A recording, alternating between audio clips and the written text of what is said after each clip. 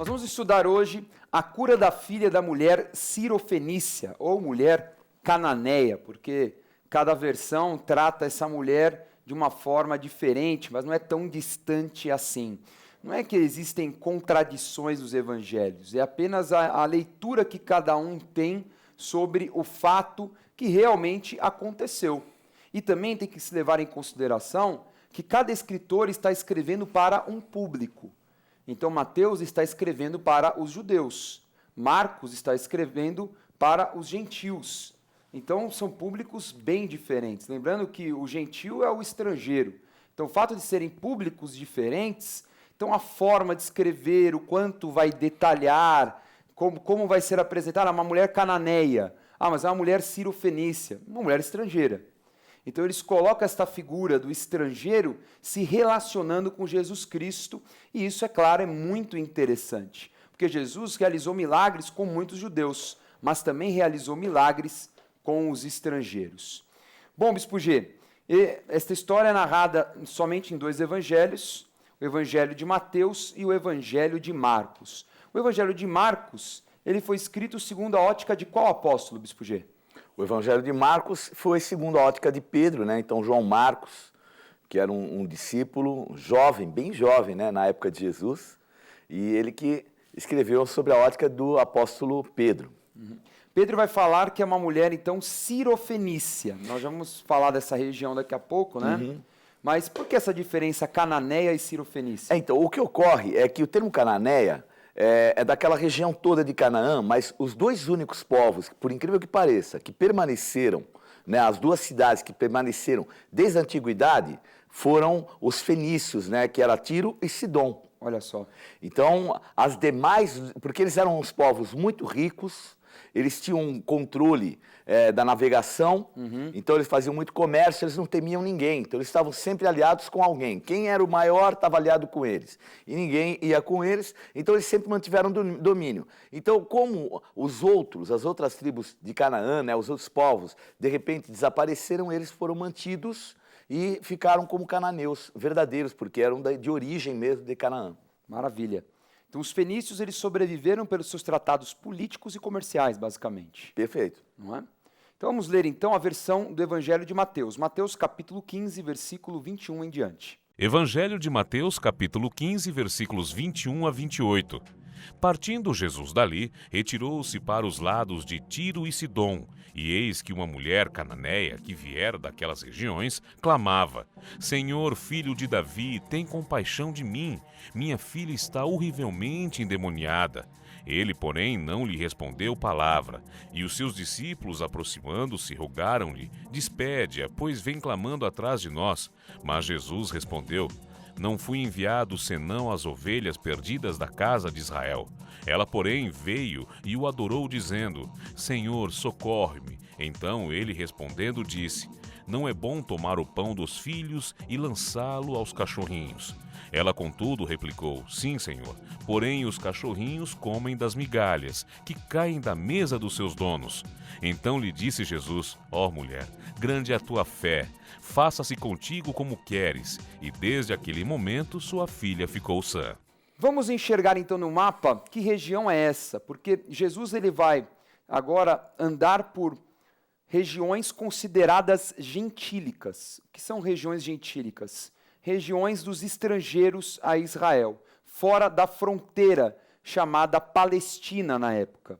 Então você vê aí o mapa indo da região da Fenícia, passando pela região ali de Betsaida, enfim, a nascente do Jordão, região do Hermon também, até a região de Decápolis. Então são regiões consideradas regiões com maioria estrangeira, pouquíssimos judeus. E Jesus vai pregar o evangelho ali durante 8 meses nessas cidades, nesse arco que fica no norte de Israel. Então é muito interessante, porque os fenícios, como o Bispo G estava comentando aqui, era um povo conhecido pelo comércio, conhecido como também um povo muito forte na arte, na navegação. Nós vemos, por exemplo, né, Bispo G, Davi e Salomão se relacionando com Irão, que era rei de Tiro, né? Rei de Tiro. E ele tinha o domínio do conhecimento para construir naus, barcos. também tinha o contato com pessoas que poderiam construir grandes prédios, coisas que os israelitas não tinham habilidade, como os estrangeiros. A preocupação de Salomão construir o melhor para Deus. Então ele vai fazer uma aliança, né? E esta aliança vai fazer com que o templo de Salomão seja um templo realmente incrível, porque ele vai contratar os melhores através desse contato com Irão, que era da cidade de Tiro. Tiro e Sidom são como que duas capitais, as duas principais cidades da região da Fenícia, onde hoje seria o Líbano. É o Líbano, é. Né? Onde hoje é o Líbano. É muito legal falar de Tiro e Sidom, porque nós voltamos à história de Elias. Olha essa ligação intensa, e nós estamos falando já muitas aulas sobre isso, da figura de Elias e Jesus, a figura de Moisés, né? Figuras que sempre estão se relacionando com Jesus Cristo. Então, se nós voltarmos lá para o primeiro livro dos Reis, capítulo 16, vamos lembrar que o rei Acabe, que era o rei de Israel no momento em que o reino estava dividido em 10 tribos do norte e as 2 tribos do sul, chamado reino de Judá, nós temos esses 2 reinos divididos. O reino do norte sempre foi um reino idólatra, até porque nasceu na idolatria com Jeroboão, que colocou 2 bezerros de ouro, um em Dan e um em Betel. O ponto que é legal nós entendermos é que no meio desse caminho, né, uma dinastia muito forte que vai existir no reinado de Israel é a de Acabe. E Acabe vai fazer uma aliança com os fenícios. Ele vai fazer ali uma aliança com este povo através de um casamento com uma mulher chamada Jezabel. Jezabel vai trazer para Israel a idolatria a um deus chamado Baal e também as Astarôs, que são as figuras femininas. Falamos bastante sobre isso no Antigo Testamento. Agora, o que é interessante é que Elias vai combater esta idolatria ali mesmo naquela região. Ele vai ter o escape de Deus, porque havia uma fome, havia uma grande seca na época, e ele morreria também, o profeta estava debaixo do mesmo jugo. Mas Deus o orienta a ir numa cidade chamada Sarepta. E esta cidade ficava no domínio de Sidom. É algo muito curioso, porque aonde abundou o pecado, de onde veio a desgraça, que veio a bênção para o profeta, veio o grande livramento. Isto aponta para um conceito muito importante do Evangelho, que é a graça. Pode isso, Bispo G, a graça no Antigo Testamento? A graça ela está no Antigo Testamento desde o primeiro livro, desde o Gênesis, primeiro, no segundo capítulo, terceiro, principalmente, né? Mas ela é algo que já, desde o início, porque a graça já era o objetivo maior do Senhor, né? Agora, Bispo G, fala que era uma mulher, no Evangelho de Marcos, grega, de origem cirofenícia. Então, ela era cananeia, cirofenícia, enfim, só que ela tinha uma influência cultural grega, é isso? Por isso que ele fala que ela era uma mulher grega? É, porque a cultura grega, ela teve um alcance enorme, né? Então ela entrou através de Alexandre o Grande, o domínio que ele fez, os generais dele, entraram pelo Oriente muito e transformaram a cultura oriental. Então o Ocidente e o Oriente ficaram muito próximos e de repente essa cultura também atingiu aquela região, e é uma região que a gente sabe de muito comércio, e tudo isso fez com que a maior cultura daquela região, nessa época, era uma cultura mais grega do que propriamente oriental. Então, por isso que ela é também tida como uma mulher grega, né? Grega em termos, não de origem nascimento, mas grega em termos de cultura. Influência, formação cultural. Uhum. Maravilha. Bom, vamos falar da história, Bispo G. A história basicamente é, Jesus está pregando, essa mulher começa a amolá-lo, entre aspas, né?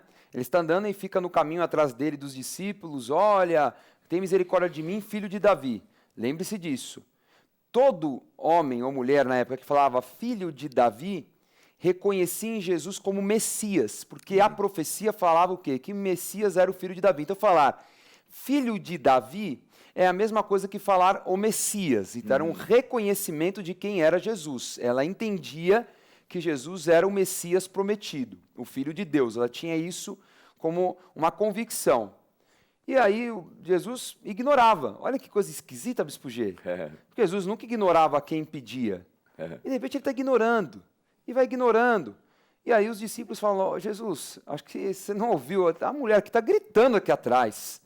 Está desesperada, a filha dela está lunática, tem problema. Dá uma atenção a ela, né? E aí Jesus atende e conversa com aquela mulher. Agora, esse diálogo é um diálogo um pouco cruel, Bispo G. Né? Verdade. Porque os discípulos falam, olha, despede-a. Então, na verdade, não pede nem ajuda, pede despede-a. Fala para ela ir embora, porque ela, né? Jesus fala assim, não. Aí fala assim, eu não fui enviado senão as ovelhas perdidas da casa de Israel. Então, ele estabelece uma prioridade. Amém. Não é que Jesus falou que não quer falar com o estrangeiro, tanto que ele tinha curado já o filho do centurião, ele tinha curado um monte de gente já, o servo do centurião, perdão, e o filho de um oficial romano, então ele tinha curado estrangeiros. Mas ele fala assim, eu estou em terra estrangeira, mas a minha prioridade são as ovelhas perdidas de Israel. Que, aliás, essa vai ser uma prática dos apóstolos e que em Mateus 10 ele orienta dessa forma. Quando ele dá o id, ele fala, deem preferência às ovelhas perdidas da casa de Israel. Nós vemos o apóstolo Paulo praticando muito isso.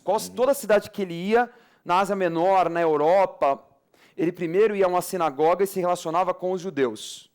Até por uma questão de estratégia, porque era mais fácil para o judeu ter o entendimento da palavra, porque ele já tinha contato com a palavra, ter o entendimento da salvação por Jesus Cristo, porque já conhecia o Antigo Testamento, as profecias e assim por diante. Tudo bem. Aí ela adorou e falou, Senhor, me socorre. Chamou a atenção novamente.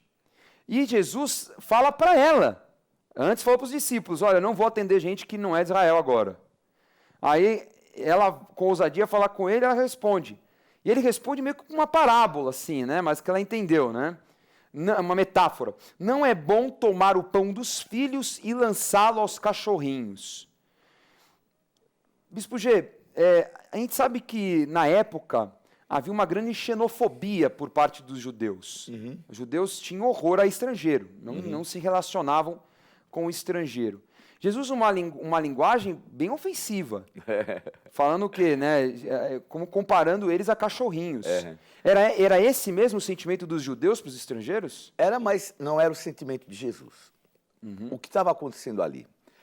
Nós temos que entender o contexto histórico, Tiro e Sidom. Então, Tiro e Sidom sempre foram os caras. Então, se houve um povo bem-sucedido na antiguidade, a despeito de terem só duas cidades, Tiro e Sidom, mas eles eram muito bem-sucedidos em tudo. Dominavam o mar Mediterrâneo, para ter uma ideia, tinha também uma outra princesa na África, bem próximo da Europa, eles fizeram ali um outro reino também fenício, chamado cartaginês.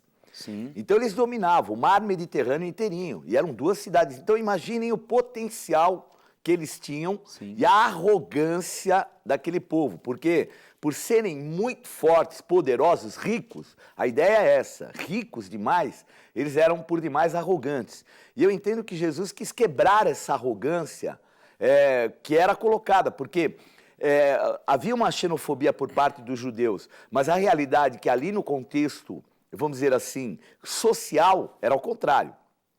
Eram os de Tiro e de Sidom que tinham esse preconceito em relação a Israel, colocando eles como um subpovo. E a gente sabe até pela história, nós temos aí Ezequiel 28. Então, quando se fala de Lúcifer, que se achava o máximo, sinete da perfeição, cheio de sabedoria, ele é uma representação do rei de Tiro. Então, o rei de Tiro é a descrição do que o nosso inimigo, Satanás, Lúcifer, sendo o anjo mais poderoso, se rebelou contra Deus. Então, o que eu entendo é que Jesus foi mesmo no cerne da situação, até de ordem social, para quebrar aquele conceito que aquela mulher tinha, para que ela pudesse ser curada. Então, vemos que ela reconheceu ele como o Cristo, o filho de Davi, mas aí Jesus vai e mantém aquilo que era necessário, mesmo dando a entender que ele estava com preconceito ou alguma coisa. Seria uma prova? Eu creio que é uma prova, mas ainda vou um pouquinho mais além. Eu acho também para quebrar uma estrutura do mundo espiritual. Olha só. Porque você vê Como a uma filha denúncia dela... no mundo espiritual. A filha dela estava endemoniada.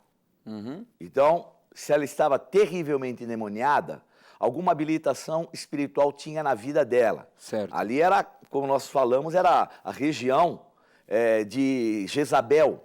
E, obviamente, por trás de Jezabel havia uma entidade pesada, E o espírito de rainha loucura, do céu. né? Não, espírito de loucura. De loucura, rainha do céu, espírito de loucura, demônios poderosíssimos em termos de influência. E que, até pelo passado de Jezabel e o contexto que eles sempre viveram, eles eram abertos a isso. E Jesus ali vai para mexer mesmo com aquilo que é a índole de soberba, de arrogância e também com o mundo espiritual. Porque você vê, a mulher tem uma atitude de fé e ele fala, vai, a sua filha está liberta, está curada, né? Então, a gente percebe que o quê? Que ela ficou sã. Olha, faça-se contigo como queres. E ela ficou daquele momento em diante sã. Então, era o quê? Era um espírito maligno, mas que trazia uma enfermidade, um espírito de loucura, alguma coisa assim. A frase dela mostrou a fé dela. Isso. Falou assim, ó. Sim, Senhor, porém, os cachorrinhos comem das migalhas que caem da mesa dos seus donos. Ela se humilhou. E aqui Aquela arrogância que o senhor comentou agora, por parte de Tiro e de Sidom, acabou ali. Olha o que ela fala. Eu como as migalhas, não tem problema. E aqui as migalhas são suficientes. E o termo donos é o termo Kyrios, que é o termo que é usado para Senhor. Quando é falado de Jesus como nosso Senhor, no Antigo Testamento, Kyrios é o termo Senhor. Então, aqui ela reconhece o senhorio também de Jesus. Que ela podia ter usado o termo dono como dono de um animal, mas ela usa um termo mesmo de senhorio. E ela ali, então, ela recebe aí que Jesus fala, olha, vai, porque ela quebrou o senhorio que ela tinha com a terra, com os espíritos malignos. Ela rompendo esse elo maligno, aceitando o senhorio de Jesus, a gente percebe que a filha, então, está sã, quer dizer, vai ser liberta e curada. Bispo Gil, eu estou aqui lendo também o Evangelho de Marcos, dessa versão, e quero lhe perguntar uma coisa. A palavra fala que o senhor não faz acepção de pessoas. Mas nós enxergamos aqui nesse texto uma preferência pelo povo de Israel. Até porque, aqui na versão de Marcos, ele fala assim, deixa primeiro que se fartem os filhos, ou seja, comam até fartar, até estarem de barriga cheia. Então ele coloca uma preferência pelo povo de Israel. Isso não soa uma acepção? Não, eu creio que não. Eu acho que havia realmente um objetivo, e era um momento, porque o Cristo ele tem que se manifestar primeiro ao povo dele. E depois de ressurreto é que o evangelho seria disseminado. Porque primeiro ele tinha que cumprir com a promessa, que seriam benditas as famílias em Abraão, mas tinha que começar realmente pela família de Abraão. Jesus era um representante da família de Abraão. Então aí não se trata de um preconceito, mas o cumprimento de uma palavra profética. Então ele zela por cumprir a palavra profética, mas a fé que essa mulher tem traz a libertação da filha dela. É uma cura pela persistência, pelo poder da palavra, porque ele fala que aconteça conforme você disse, então ela vai ser curada. Até a versão de Marcos fala assim, por causa desta palavra podes ir, o demônio já saiu da tua filha. E o que é muito, muito interessante é que como as outras duas curas em estrangeiros, o milagre acontece à distância. Eles não têm um contato direto. Então a gente vê isso com o filho do oficial do rei, com o servo do centurião e agora com outra estrangeira. Há um milagre acontecendo à distância. E há um propósito, né? Quando nós lemos a carta aos Romanos, a gente não pode desprezar de maneira nenhuma os judeus na concepção de eles serem o povo que iam receber a promessa e ia se cumprir. Jesus é um judeu. Então ali ele fala a respeito que nós fomos enxertados na videira verdadeira, então nós somos um enxerto, nós não somos originais. Então, esse termo original, ele é muito importante. E o próprio Jesus reconhece isso. Ele quando fala, por exemplo, ele fala com a mulher samaritana, ele não a despreza, mas ele deixa bem claro que a salvação vem pelos judeus.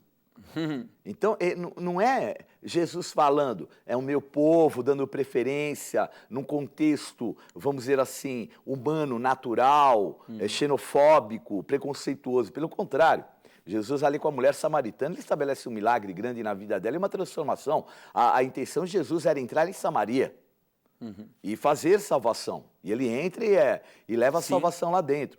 Mas veja, ele não deixa de lado esse contexto, para nós não desprezarmos o Antigo Testamento. Porque o Antigo Testamento, a origem de Abraão, são fatores muito importantes para nós ainda. O importante é entendermos que Jesus vai falar agora com estrangeiros, não somente com os judeus. Ele prioriza os judeus, mas ele não deixa de dar a palavra, a bênção, realizar um milagre no meio dos estrangeiros. Você vê a insistência ali da mulher, falando, não, Jesus cura, minha filha está endemoniada. Jesus ali dá uma dura, né? Ali meio trata o ego dela, ela se humilha diante de Jesus, eu como até as migalhas que sobram da mesa.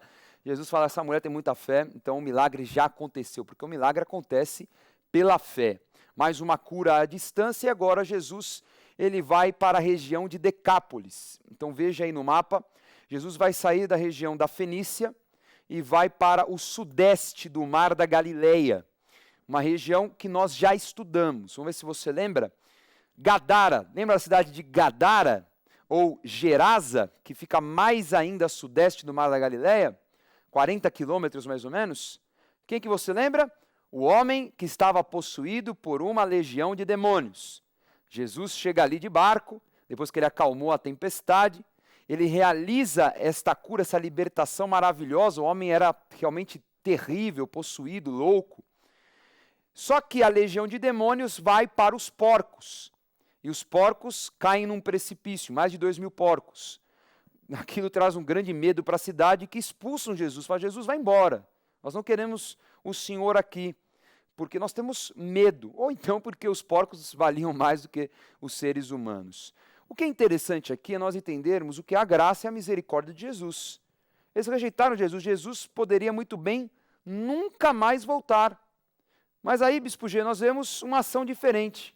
Jesus retornando e passando meses em Decápolis, pregando e curando pessoas. O sentimento de Jesus da graça é algo que a gente tem que compreender. Por quê?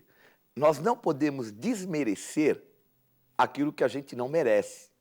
Então, por exemplo, a despeito deles terem desmerecido a graça de Jesus Cristo, ela não pode ser desmerecida, ela é graça. E sempre há uma segunda chance. Então, o Senhor Jesus, ele insiste na salvação, até por causa da limitação, do entendimento. Então, aqueles homens ali, pela ignorância deles, é que rejeitaram. Mas Jesus vai e os acompanha de novo, né? Vamos ver então um milagre, um dos grandes milagres realizados, será a cura de um surdo e mudo ou surdo e gago, segundo a versão que nós vamos ler do Evangelho de Marcos. Lembrando que essa história está em Mateus e em Marcos, em Lucas não está. Então apenas Mateus e Marcos que vão narrar estas curas em Decápolis. Mas a história do surdo e gago está apenas em Marcos. Vamos ler então capítulo 7, versículo 31 em diante. Evangelho de Marcos, capítulo 7, versículos 31 a 37. De novo se retirou das terras de Tiro e foi por Sidom até o mar da Galileia, através do território de Decápolis. Então lhe trouxeram um surdo e gago e lhe suplicaram que impusesse as mãos sobre ele. Jesus, tirando-o da multidão à parte, pôs-lhe os dedos nos ouvidos e lhe tocou a língua com saliva. Depois, erguendo os olhos ao céu, suspirou e disse: Éfata, que quer dizer, abra-te. Abriram-se-lhe os ouvidos e logo se lhe soltou o empecilho da língua e falava desembaraçadamente. Mas lhes ordenou que a ninguém os dissessem. Contudo, quanto mais recomendava, tanto mais eles o divulgavam. Maravilhavam-se sobremaneira, dizendo: tudo ele tem feito esplendidamente bem. Não somente faz ouvir os surdos, como falar os mudos. Nós vemos uma cura, Bispo G, diferente de outras, bem diferente. Primeiro, ele usa saliva. Então nós vemos aqui ele usando a saliva, pelo menos que nas aulas que nós demos, pela primeira vez. Ele vai usar outras vezes também, vai curar cego, também tem o cego de nascença, que vai ficar um pouco mais para frente, quando ele estiver na região da Judéia. Nós vamos falar do cego de Betsaida, que ele também usa saliva na próxima aula. Então ele vai usar a saliva, pelo menos pela primeira vez aqui narrado. Segundo a nossa linha, nós estamos estudando uma linha cronológica dos fatos, dos milagres de Jesus. O que simboliza o uso da saliva, Bispo G? Bom, a saliva, no contexto do que é Jesus, porque quem é Jesus? O Cristo, fonte de águas vivas.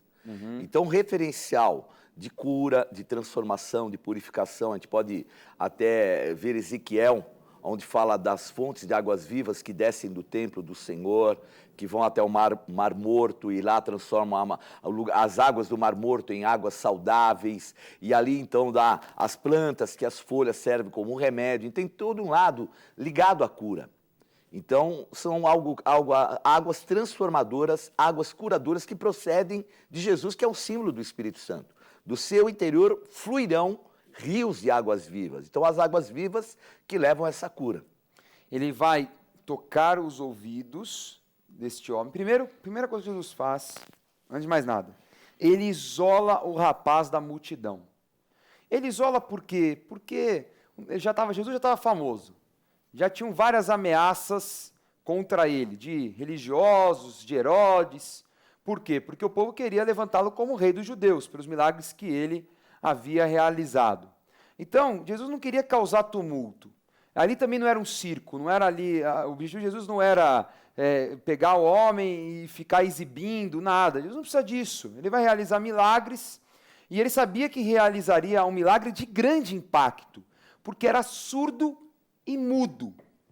É claro que provavelmente era mudo por consequência de nunca ter ouvido. Então, ele vai tocar com os dedos os ouvidos e depois ele vai tocar com a própria saliva dele a língua daquele homem. E ali ele faz o quê? Uma oração. Ele ora e ele libera uma palavra, uma única palavra em aramaico, efatá. Nós já falamos de uma outra cura que Jesus realizou falando em aramaico, que no caso foi a cura, a ressurreição, na verdade, da filha de Jairo. Lembra? Talitá cumi, né? Isso. E aqui fala efatá, que é abre-te. Abre-te. Bispo G, vamos recapitular para quem está em casa. Que língua é o aramaico? O aramaico se tornou a língua corrente do Oriente Médio antes da linguagem grega. Então, o domínio de todo o Oriente era o aramaico, desde a época de Babilônia, o florescer, vamos dizer assim, do maior potencial do Oriente, os persas, os babilônios, assim por diante. Então, eles tinham essa, vamos dizer assim, língua, que ela se disseminou por todo o Oriente. Então, mesmo na época de Jesus, nós vemos que, apesar do idioma grego ter entrado, aquilo que eles conheciam de raiz oriental era o aramaico. Porque o aramaico ainda ele tinha um determinado uso. Então, o hebraico era uma linguagem mais, vamos dizer assim, religiosa, mais espiritualizada para os sacerdotes, pessoas que falavam. Mas no dia a dia ainda era usado. Apesar do grego ser, vamos dizer assim, a força, o aramaico era uma língua usada. E eu acho que para demonstrar aquilo que ele era como Cristo, e também a origem dele ali, naquela região do Oriente Médio, ele reforça. Então ele vai lá e reforça. E até tomando ciência, que aqui ele não está falando com judeus. Ele está falando com povos que tinham essa cultura e que tinham essas raízes ainda do aramaico. Eu fiquei pensando muito sobre isso, porque o hábito dos exorcistas ambulantes da época eram usar palavras mágicas, linguagem difícil, falar um monte de coisa muito louca. Jesus é o oposto. Ele vai usar o idioma mais conhecido, não usa a palavra difícil, ele dá um comando. É sempre um comando, uma atitude, né? No caso aqui, abre-te.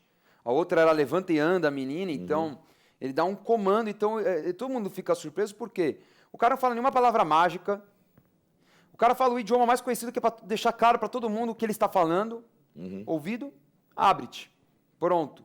Então você vê que a intenção dele é quebrar também todo esse misticismo, essa coisa muito louca que vinha da religião, dos exorcistas ambulantes, de toda livros e rituais.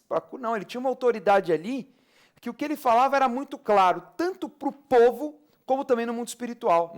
É claro. Abre-te, acabou. Abriu o ouvido, o cara voltou a falar e todo mundo ficou impressionado porque, nossa, o cara além de curar o cara que está surdo, agora o cara está falando também. Agora, o falar é muito interessante, porque ele não tinha desenvolvido a língua. Então, de repente, algo veio sobre ele, no seu intelecto, que fez ele começar a falar. Algo que o impedia. não é?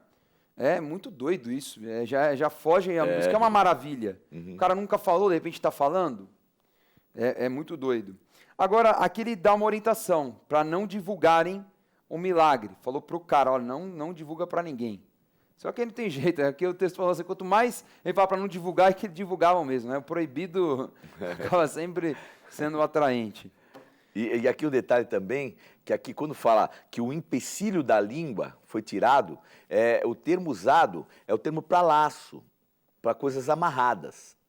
Então, às vezes, a gente pensa em empecilho, alguma coisa que está... Não, é alguma coisa que estava amarrando, retendo, né? Obviamente, ou um espírito maligno, alguma coisa que retinha também a língua. E o cara, de repente, imagina a mente dele, de repente, aquilo que não falava, de repente solta e o cara começa a falar perfeitamente. Desembaraçadamente, né? O embaraço. Então, por que eu estou falando isso? Porque você vai recuperando, vamos falar, um cara, um profissional de fonoaudiologia, por exemplo, né? Ele sabe que demora um tempo, você vai trabalhando essa musculatura, mas também a tua mente, para que as palavras saiam com clareza. De repente desembaraça e o cara está falando perfeitamente. Então, esse é um ponto muito louco desse milagre. É verdade. Né?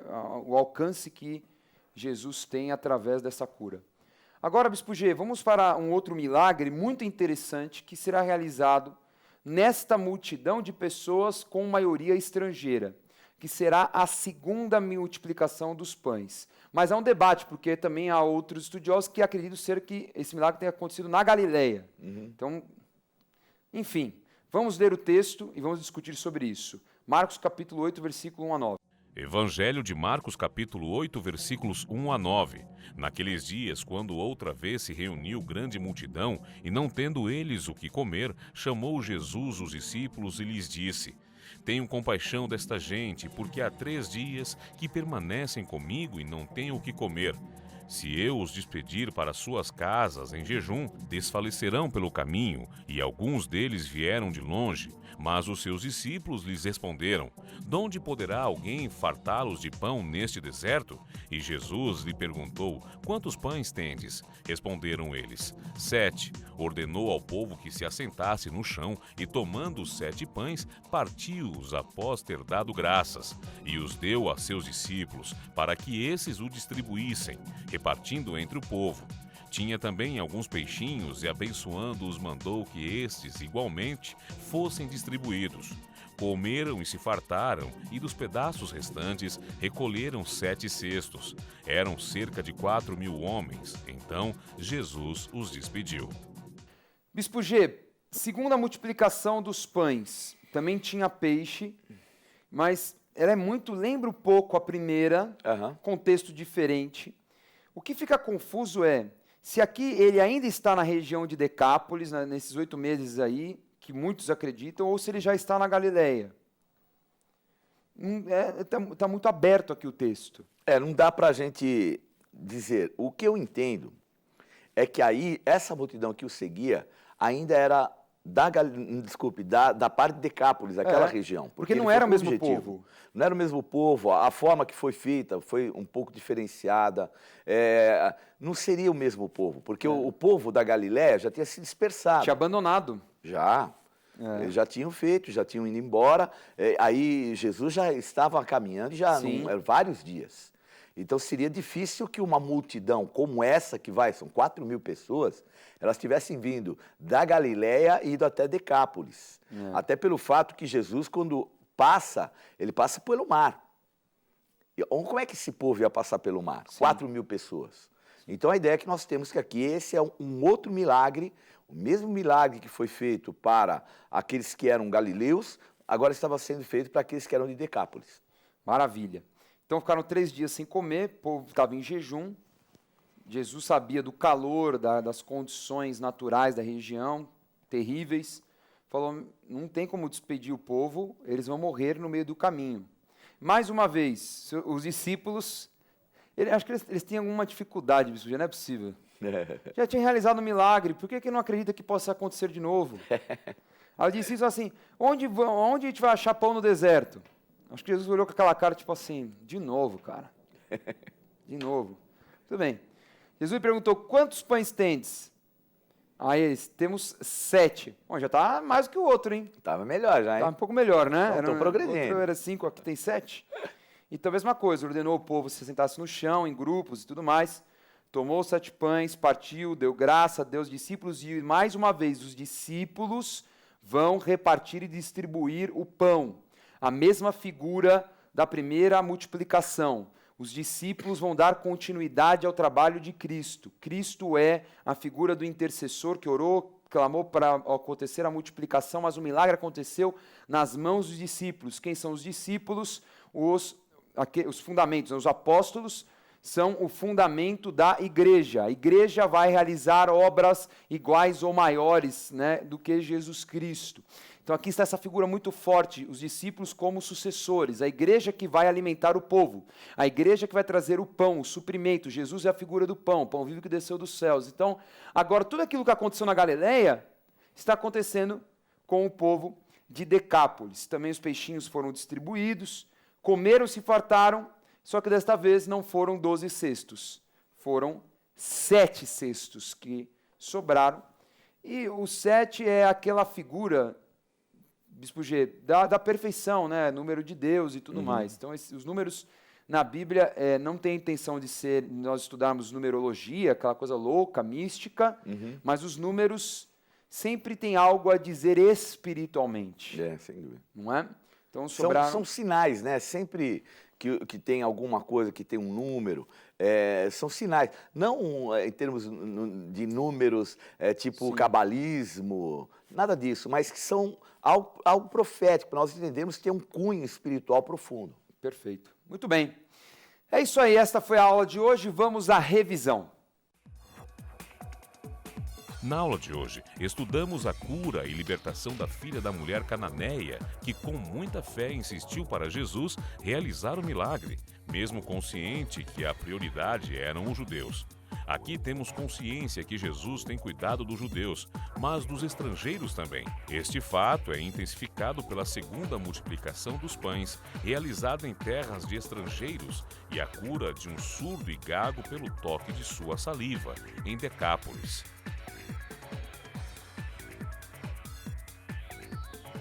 Tome nota da agenda do programa Escola de Profetas. Não perca a oportunidade de se aperfeiçoar mais no conhecimento da Palavra de Deus e desenvolver seu ministério. Participe dos cursos do Centro de Estudos Apostólico. Para mais informações, acesse ceaapostólico.com.br ou entre em contato pelo telefone 11 3203 0641.